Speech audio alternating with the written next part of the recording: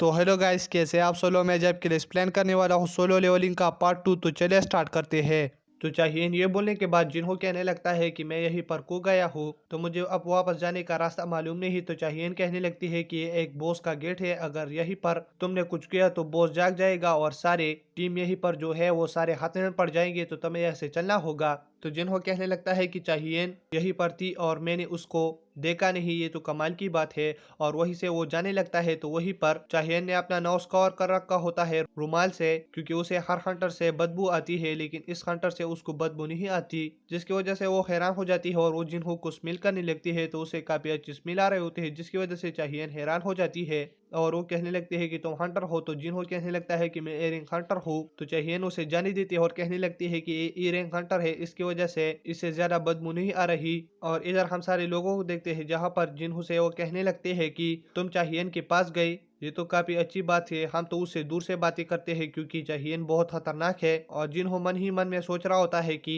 चाहियन को सारे हंटर से कुछ बुरी स्मेल आती है, लेकिन उससे मेरे से अच्छी स्मेल आई, तो इसकी वजह से वो खुश भी हो जाता है। और वो कहने लगता है कि सब कुछ सिस्टम की वजह से है कि उसने मुझे ये गुड्स मिल दिया है। और इधर फिर काम खत्म होने के बाद उस कंस्ट्रक्शन का लीडर जिन्हों को पेमेंट देता है और कहने लगता है कि तुम हमारे साथ ये टीम क्यों ज्वाइन नहीं कर लेते, हम ऐसे बहुत सारे काम ही कर सकते हैं। लेकिन जिन्हों कहने लगता है कि मैं बिजी हूँ, लेकिन वो कहने लगता है कि हम कल फिर से एक गेट पर जाने वाले हैं जहाँ पर कोई एस रैंक हंटर नहीं है और उस डंजन में हम फिर काम करेंगे। तो जिन्हों खुश हो जाता है कि एस रैंक हंटर नहीं होगे तो मुझे चलना चाहिए, तो उसके साथ चलने के लिए राजी हो जाता है। और इधर हम चाहियन को देखते हैं जो कि कॉल लगा के किसी से इंफॉर्मेशन मांग रहा होता है जिन्हों का, क्योंकि उसे जिन्हों में कुछ गड़बड़ दिखा था। तो वहीं पर उसे कॉल पर बताया जाता है कि चॉय ने भी जिन्हों के बारे में कुछ हमको बताया था कि उसके बारे में तुम हमको बताओ, लेकिन गवर्नमेंट ने उसके बारे में सब कुछ सील किया गया है, तो हम तुमको कुछ नहीं बता सकते। तो चाहियन हैरान हो जाती है और इस बात की वजह से वो सो नहीं पाती और वो खुश भी हो जाती है कि जिन्हों से अच्छा स्मेल आती है।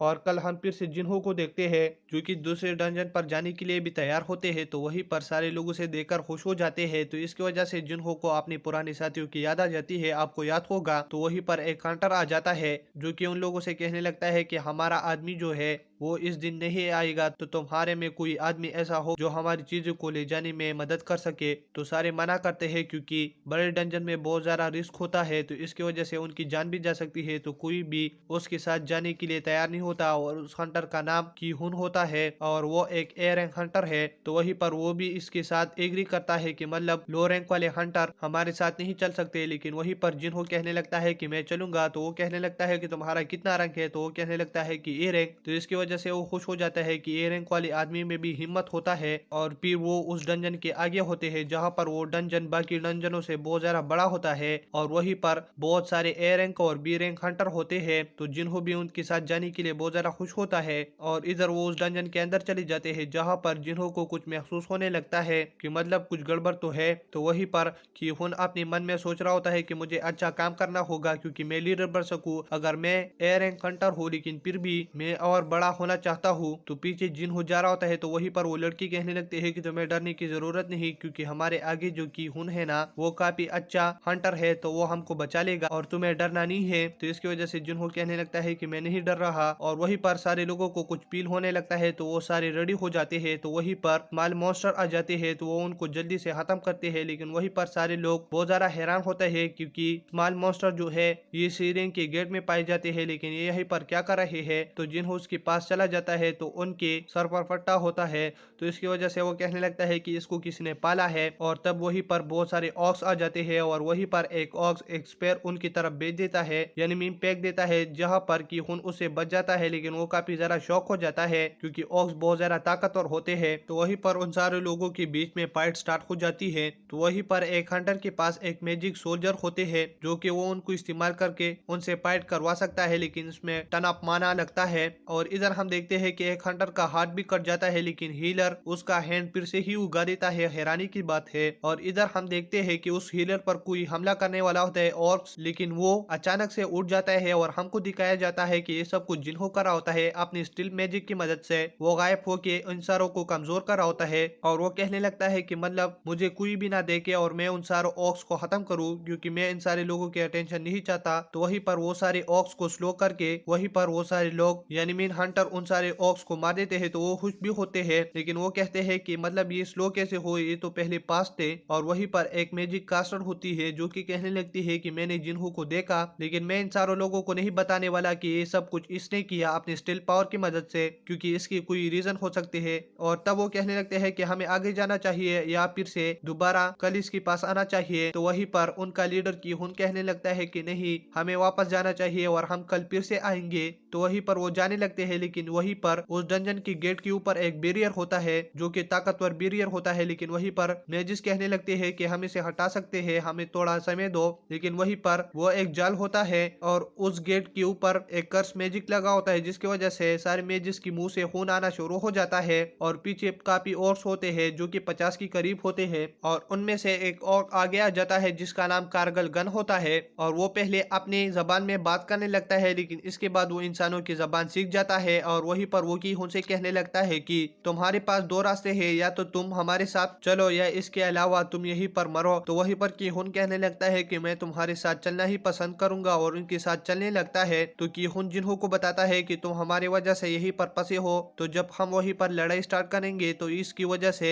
इस डंजन की गेट से बैरियर हट जाएगा और तुम निकल सकोगे। तो तुम वहीं से भागना होगा। और वहीं पर एक हीलर कहने लगती है कि तुम ये बुक मेरी फैमिली को फिर दे दोगे। और इधर हम चाहियन को देखते हैं, जहाँ पर वो एक आदमी से पूछने लगता है कि जिन्हों कहाँ पर है। तो वो कहने लगता है कि वो दूसरी टीम के साथ डंजन के अंदर गया है। तो चाहियन हैरान हो जाती है। और इसके बाद हम फिर से जिन्हों को देखते हैं, जहाँ पर वो एक कैसल टाइप चीज के अंदर चले जाते हैं, जहाँ पर डिफरेंट टाइप के ऑक्स होते हैं। और वहीं पर उनका लीडर कहने लगता है कि हम तुम्हारा वेलकम करते हैं यहीं पर। तो ये सब कुछ होने के बाद चाहियन कहने लगती है कि मैं अंदर जा रही हूँ, कि अंदर क्या चल रहा है इस डंजन में। और इधर हम जिन्हों को देखते हैं जो कि बहुत सारे ऑक्स के दरमियान में गिरे होते हैं। तो वो लोग कहने लगते हैं कि ये कितने खतरनाक है, और वहीं पर पावरफुल ऑक्स भी होते हैं। तो ऑक्स का जो लीडर होता है वो अपना ऑरा दिखाता है इन सबको। तो की हुन और इसके दोस्त बहुत ज्यादा डर जाते हैं। और ऑक्स का लीडर कहने लगता है, जिसका नाम कारगल गिन है, कि इनके बीच में जो आदमी है ये तो कुछ अजीब सा है। और वो जिन्हों की बात कर रहा होता है। तो इधर की हुन होता है और वो कहने लगता है कि मैं इस पर हमला करने वाला हूँ, और वो अकेले जाकर उस लीडर पर हमला कर लेता है। लेकिन हम देखते हैं कि वो लीडर अपने सामने एक शील्ड ओपन कर देता है, जिसकी वजह से कि हुन उस तक नहीं पहुंच पाता। और तब कारगल अपनी ग्रेविटी मैजिक को यूज करने लगता है और उसको हवा में पैक कर नीचे गिरा देता है। और वो इसी तरीके से करा होता है, लेकिन जिन्हों जाकर उसे बचा लेता है। और वो कहने लगता है कि आप बस करो और तुम अब इस लोगों को कुछ नहीं कहोगे। और तब वो अपनी शेडो आर्मी को बुला लेता है। तो कारगल कहने लगता है कि इस छोटी आर्मी से तुम मुझको हरा सकते हो। और तब हम बाहर देखते हैं, जहाँ पर वो आ जाता है और वो माइनर टीम से कहने लगता है कि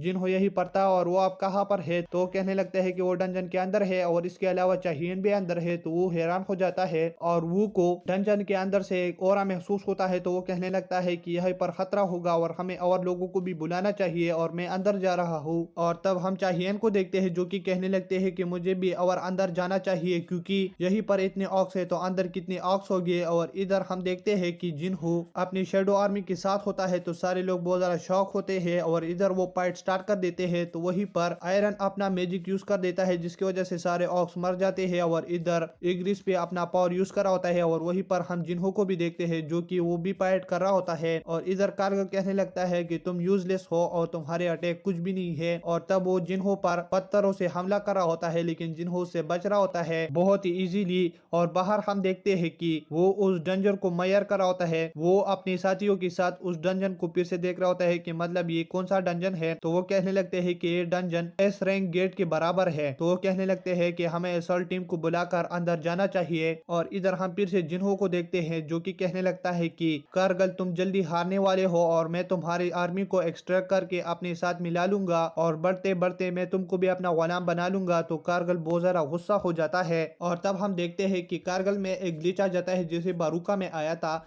और वो कहने लगता है कि क्या ये लोट है कि जिससे मैं लड़ नहीं पा रहा। और तब वो अपनी साथियों से कहने लगता है कि जाओ और इन सारे आदमियों का सर मेरे सामने लाओ। और तब हम चोई को देखते हैं, जो कि अपने असिस्टेंट के साथ बातें कर रहा होता है। और वो कहने लगता है कि तुम ऑल एस रैंक को खबर कर दो इस बारे में, क्योंकि वो हमारे साथ इस एस रैंक गेट में चलेंगे, क्योंकि मामला बिगड़ने वाला है। और इधर हम फिर से जिन्हों को देखते हैं, जिसकी शेडो यानी मीन आयरन और इग्रिस फाइट कर रहे होते हैं कारगिल की जनरल से। तो वही पर जिन्हों कहने लगता है कि क्या मेरे वाले स्ट्रॉन्ग है। और इधर कारगिल कहने लगता है कि जिन्हो मैं तुमसे खुद लड़ूंगा और उस पर अपनी स्पिल ब्लेडनेस से हमला कर देता है। तो जिन्हो कहने लगता है कि इसकी वजह से मुझे कुछ नहीं होगा और वो उसको तोड़ देता है और कारगिल फिर अपने सामने शील्ड को लेता है कि मैं इससे बचूं, लेकिन जिन्हो अपनी मेजेस को बुलाकर उस पर हमला कर लेता है जिसकी वजह से उसका शील्ड और उसको भी डैमेज पहुंचता है। तो वो बहुत ज्यादा गुस्सा हो जाता है और इधर कारगिल अपनी पावर को बहुत ज्यादा बढ़ा देता है जिसकी वजह से वो बहुत ज्यादा बड़ा हो जाता है, लेकिन जिन्हो कहने लगता है कि इससे कुछ नहीं होगा और उस पर हमला कर लेता है और वो कहने लगता है कि जितना बड़ा एनिमी होगा उतनी आसान मैं उस पर हमला कर सकूंगा। तो तब वो कहने लगता है कि इस पर बिग अटैक करना होगा। तो वो वहीं पर एक बिग चेन को उसकी तरफ फेंक कर उसे बांध लेता है और गिरा देता है और तब हम देखते हैं कि जिन्हो की सारी शेडो आर्मी है ना वो उस पर हमला करने लगते हैं और वो हार जाता है और जिन्हो को फिर नोटिफिकेशन आता है कि तुमने इस डंजन के बॉस को हरा दिया है और फिर जिन्हो उससे भी एक्सट्रैक्ट कर लेता है और उसका नाम रख देता है टस। और फिर वो बाकी हंटर के पास आ जाता है जहाँ पर वो और चाहियन होते हैं। तो वो कहने लगते हैं कि हमने सारा पार्ट देख लिया है और वो उन सारे हंटर को बताता है कि ये एक सीक्रेट आदमी है जिन्हो, तो तुम इसके बारे में किसी को भी नहीं बताना और जो कुछ तुमने देखा इसे तुम बुला दो। तो तब की हुन कहने लगता है कि जिन्हो मैं तुमसे ये बताना चाहता हूँ कि तुमने मेरे टीम को बचा लिया, इसके बारे में मैं तुमसे थैंक्स कहना चाहता हूँ। और तब वो और जिन्हो वहीं से चले जाते हैं। तो चाहियन जिन्हो को देखकर शर्मा जाती है और हम इधर मिस्टर चॉय को देखते हैं जो कि अपने आदमी से कहने लगता है कि मैं ताकतवर हूँ या जिन्हो। तो वो कहने लगता है कि क्या तुम अकेले एस रैंक गेट को संभाल सकते हो। तो चॉय ये सुनकर हैरान हो जाता है और वो कहने लगता है कि सच में जिन्हो मुझसे भी ज्यादा ताकतवर है।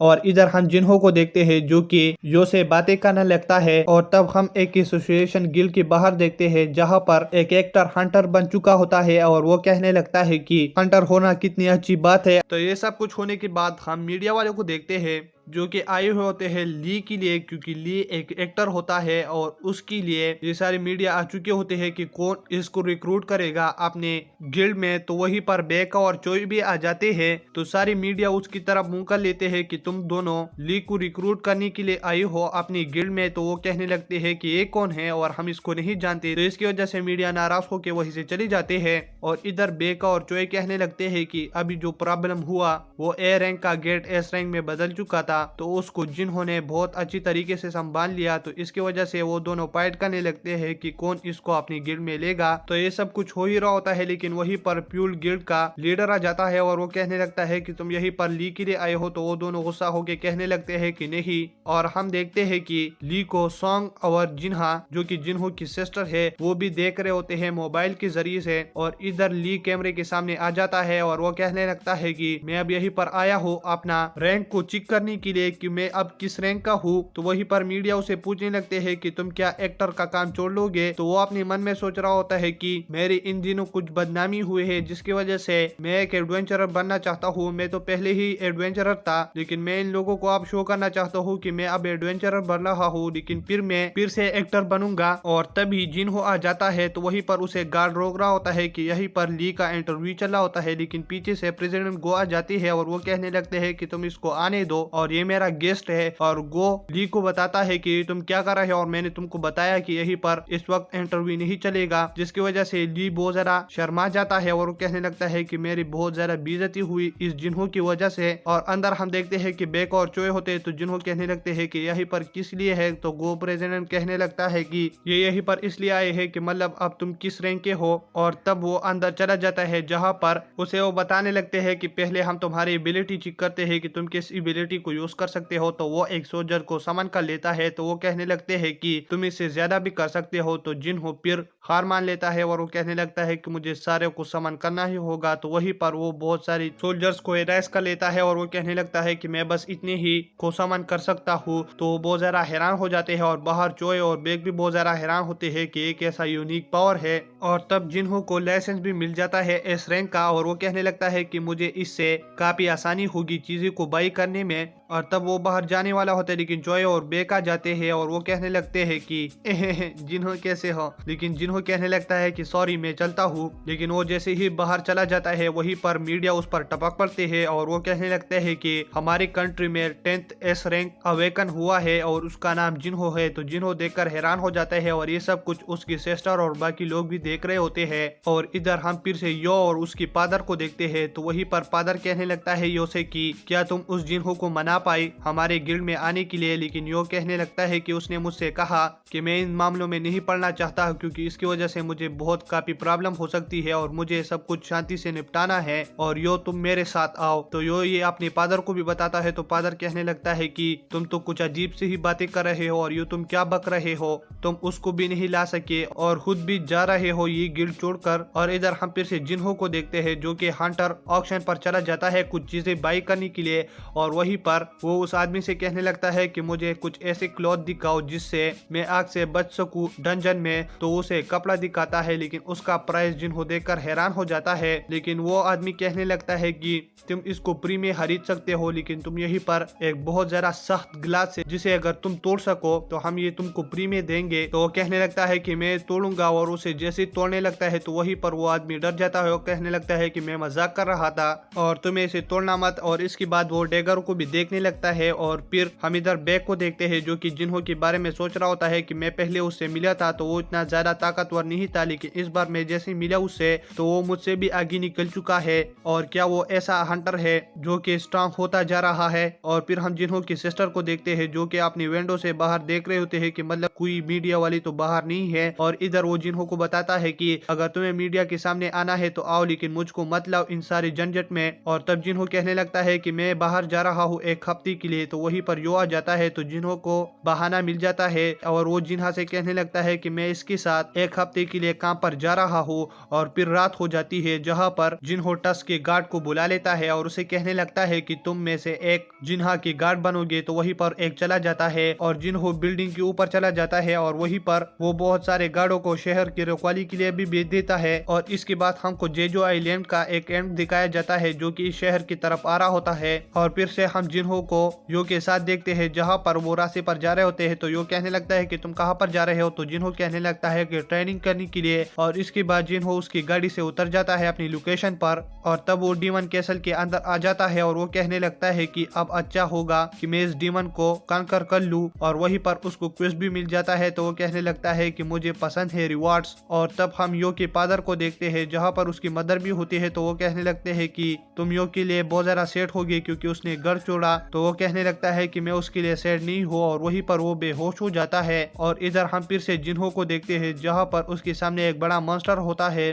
तो जिन्हो टस को बुला लेता है और कहने लगता है कि मुझे अब इसका टेस्ट लेना होगा कि ये कितना ताकतवर है। तो वहीं पर टस्क अपना मैजिक यूज करके उस मास्टर को ब्राक में बदल देता है। तो जिन्हो बहुत ज्यादा खुश हो जाता है। और तब हम यो के फादर को देखते हैं जो कि हॉस्पिटल पर होता है। और इधर हम फिर उस एंड को और नजदीक से देखते हैं जो कि कुछ हंटरों के सामने होता है। और इधर हम फिर से जिन्हो को देखते हैं जो कि कहने लगता है कि मुझे डीमन कैसल के अंदर 2 दिन हो चुके हैं और मेरी आर्मी भी बहुत ज्यादा कमजोर हो रही है। तो वो वहीं पर चला जाता है कि कैसे हो रहा है। तो वो वहीं पर बहुत सारे मॉन्स्टर्स को देख लेता है तो वो कहने लगता है कि ये है। और फिर वो अपना स्टील पावर खत्म कर लेता है और उनके सामने आ जाता है जहाँ पर वो मास्टर उस पर हमला कर लेते हैं, लेकिन उससे जिन्हो बहुत आसानी से बच रहा होता है और वहीं पर वो उनको खत्म कर लेता है और एक मॉन्स्टर बच जाता है तो उसके पास चला जाता है जहाँ पर वो मॉन्स्टर उससे डर रहा होता है। तो जिन्हो कहने लगता है कि मॉन्स्टर भी क्या डरते हैं। तो ये सब कुछ होने के बाद जिन्हो उस डीमन को पकड़ लेता है और जैसे ही मारने लगता है वो डीमन कहने लगता है कि मुझे मत मारो। तो जिन्हो हैरान हो जाता है कि डीमन ज्यादातर बोलते नहीं, तो इसकी वजह से जिन्हो बहुत ज्यादा हैरान हो जाता है और वो उसके मास्क हटा देता है। तो उसके अंदर एक लड़की होती है। तो फिर जिन्हो कहने लगता है कि तुम अब मुझको मार रहे थे और मैं अब तुमको क्यों छोड़ू। तो वो लड़की कहने लगती है कि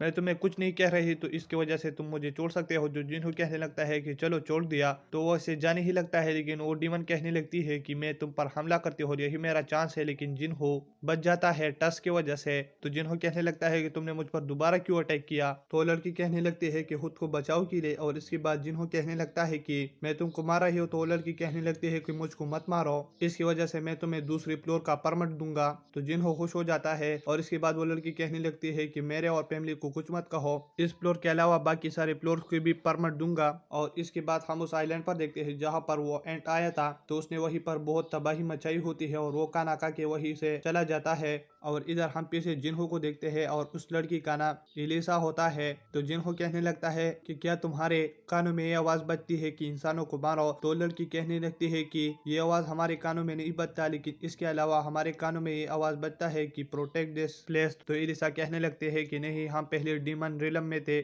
तो जिन्हो कहने लगता है कि वहाँ पर तुम क्या कर रहे थे। तो एलिसा के अंदर भी ग्लिच होने लगता है और वो कहने लगती है कि हम वहीं पर जंग की तैयारी कर रहे थे। तो जिन्हो कहने लगता है कि किस जंग के बारे में। तो वो कहने लगती है कि एक बड़ा मॉन्स्टर आने वाला है जिसे कोई भी कंट्रोल नहीं कर सकता, और वहीं पर वो बेहोश हो जाती है। और इधर हम फिर से प्रेसिडेंट गो की जगह पर देखते हैं जहां पर वो उनको बता रहा होता है कि अब एंड उड़ सकते हैं, और इसके अलावा उनके अंदर ऐसी ताकत आ चुकी है कि वो सारी जगह को तबाह करेंगे। और प्रेसिडेंट गो मैं आपको बता दूं कि वो इतना ज्यादा ताकतवर है कि उसने ई, सी और बी रैंक के हंटर को खत्म कर दिया है, और फिर ए रैंक हंटर जाकर उसको मार दिया है। तो मतलब एक एंड की ताकत ए रैंक के बराबर है। और इसके अलावा हमारा आइलैंड जो है ना, वो जेजू आइलैंड से 120 किलोमीटर दूर है। तो वो हम पर ही पहले हमला करेंगे। तो इसकी वजह से हमें जापान से भी मीटिंग करना होगा। और इधर हम फिर से जिन्हो को देखते हैं जो कि एलिसा के साथ एलिसा के फादर की कैसल तक पहुंच जाते हैं। और वहीं पर जिन्हो कहने लगता है कि हम अंदर चल रहे हैं। तो वो अंदर चली जाते हैं, जहाँ पर एलिसा का फादर एलिसा से कहने लगता है कि तुम किसको लाए हो, क्या तुम इसको नहीं देख रहे, ये कितना ज्यादा ताकतवर है और इसके पास कितनी सोल्जर है, इसे हम कंट्रोल नहीं कर सकते। तो जिन्हो बताता है कि तुम्हें मुझसे लड़ने की कोई जरूरत नहीं, और मैंने एलिसा से वादा किया है कि मैं तुमको और तुम्हारे फादर को कुछ नहीं कहूंगा, बस तुम मुझे एंट्री परमिट दे दो। जिसकी वजह से एलिसा का फादर खुश हो जाता है। और जिन्हो ये भी बताता है कि मैं अपने साथ एलिसा को ले जाऊंगा। तो एलिसा का फादर फिर से परेशान हो जाता है और वो कहने लगता है कि क्या मतलब है तुम्हारा। तो जिन्हो कहने लगता है कि मेरा कोई ऐसा वैसा मतलब नहीं, मैं एलिसा को इसलिए ले जा रहा हूँ, इसको हर जगह लोकेशन के बारे में पता है, तो इसकी वजह से मैं एलिसा को अपने साथ ले जा रहा हूँ। और वो एलिसा के फादर से प्रॉमिस भी कर लेता है कि एलिसा को कुछ नहीं होगा। और इधर हम फिर से उस एंड को देखते हैं जिसके ऊपर रिसर्च हो रहा होता है कि मतलब ये क्या चीज है। और फिर से हम जिन्हो को देखते हैं जहाँ पर उसने काफी फ्लोर पार किए होते हैं, जिसकी वजह से इग्रिस और बियर का रैंक अप भी हो जाता है। और एलिसा जिन्हो से कहने लगता है कि इस फ्लोर के बाद बहुत खतरनाक डीमन होंगे, तुम्हें ध्यान रखना होगा जिन्हो। तो जिन्हो फिर एलिसा से कहने लगता है कि अगर तुम डर रहे हो तो तुम मेरे साथ मत आओ। तो एलिसा कहने लगते हैं कि नहीं, मैं तुम्हारे साथ आऊंगी और मैं तुम्हें लेवल अप करते हुए देखना चाहती हूँ। और जिन्हो फिर एलिसा को बता रहा होता है कि मैं तुमको इसलिए अपने साथ ले जा रहा हूँ क्योंकि मैं तुम्हें पसंद करता हूँ, जिसकी वजह से एलिसा बहुत ज्यादा हैरान हो जाती है। और इधर हम फिर चोय और चाहियन को देखते हैं। तो चोय चाहियन को सब कुछ बता देता है और वो कहने लगता है कि हम सारे S rank hunter Jeju island पर जा रहे हैं। तो चाहियन कहने लगती है कि हमारे साथ जिन्हो भी जाएगा। तो कहने लगता है वो भी जाएगा, और इसके अलावा हमने एक मीटिंग रखा है तो हमें पहले वहीं पर जाना होगा। और इसके बाद हम जिन्हो को देखते हैं जो कि फाइनल फ्लोर तक पहुंच जाता है, और वहीं पर एक ड्रैगन पर कोई सवार होकर आ जाता है और वो कोई नहीं हैरान होता है। तो फिर वहीं पर वो कुछ पोर्टल को लेता है जिससे बहुत सारे डीमन निकल आते हैं और वो जिन्हो पर हमला करने लगते हैं। तो जिन्हो अपने सारे शेडोज को बुलाकर उनसे लड़वाने लगता है। तो वहीं पर काफी धमाकेदार फाइट हो रही होती है। और इधर बेरान के पास एक अजीब सी मैजिक होती है जो कि अपनी मुंह से छोड़ता है बादलों की तरफ, जिसकी वजह से बादल से बहुत सारा बिजली गिरने लगता है। तो वहीं पर जिन्हो की सारी आर्मी तबाह हो जाती है। लेकिन फिर हम देखते हैं कि टस बेरान पर हमला कर देता है और इधर आयरन उस पर अपना तलवार छोड़ देता है, जिसकी वजह से बेरान के ड्रैगन का सर कट जाता है और वहीं पर बेरान नीचे आ जाता है। और इसके बाद हम फिर से प्रेसिडेंट गो को देखते हैं जो कि जापान के गिल्ड लीडर के साथ उनका मीटिंग हो रहा होता है जिसका नाम गोटो होता है। और वहीं पर एक लड़की हानिगावा हमको बताती है कि आपको जैसे पता होगा कि अब एंड उड़ सकते हैं और इसके अलावा बहुत सारे एंड बन चुके हैं। तो मैं आपको बता दूं कि ये बहुत सारे एंड हो गए, लेकिन इनकी लाइफ 1 ईयर तक होते हैं, तो ये अच्छी बात है। और इसके अलावा आपको जैसे पता होगा कि हम जैसे ही जेजू आइलैंड में जाते हैं ये एंड ज्यादा ताकतवर हंटर पर हमला करते हैं। तो इसकी वजह से हमारे लीडर गोटो ने कहा है कि हम आपकी टीम के साथ 10th एस रैंक हंटर भेजेंगे जो आपके साथ मदद करेगा, और यही हमारा प्लान है। तो प्रेसिडेंट गो कहने लगता है कि अब जो भी हो हमें कुछ करना ही होगा। और इधर हम फिर से जिन्हो को देखते हैं जहाँ पर वो बेरान पर जो भी अटैक करता है उससे कुछ नहीं होता और धमाकेदार फाइट चल रही होती है। तो वहीं पर बेरान जिन्हो को सर से पकड़ लेता है। तो वहीं पर जिन्हो की सारी आर्मी आ जाती है और बेरान को पकड़ लेती है, लेकिन बेरान अपना मैजिक यूज करता है जिसकी वजह से जिन्हो की सारी आर्मी खत्म हो जाती है। और फिर वहीं पर जिन्हो और बेरान ही सिर्फ बच जाते हैं। और तब वो दोनों लड़ना स्टार्ट कर देते हैं। और वहीं पर जिन्हो बेरान के सामने कुछ नहीं होता, लेकिन फिर भी वो अपना जी जान लगा के लड़ रहा होता है। तो वहीं पर बेरान जिन्हो एक दूसरे को पकड़ लेते हैं। तो वहीं पर जिन्हो उस पर कमजोर पड़ रहा होता है, लेकिन इसके बाद एलिसा उस पर यानी मीन बेरान की तरफ अपनी तलवार फेंक देती है। तो बेरान उसकी तलवार की तरफ देख लेता है। तो वहीं पर जिन्हो को मौका मिल जाता है और अपनी एक स्किल को यूज कर लेता है बेरान के ऊपर, जिसकी वजह से बेरान की दोनों हाथ कट जाती है। और वहीं पर जिन्हो उसके सर पर एक जोरदार सा मुक्का मार देता है, जिसकी वजह से उसका सर भी कट जाता है। तो इसकी वजह से वहीं पर बड़ा एक्सप्लोजन भी हो जाता है और जिन्हो कहने लगता है कि एलिसा, ये जगह अब तुम्हारा और तुम्हारे फादर का हुआ,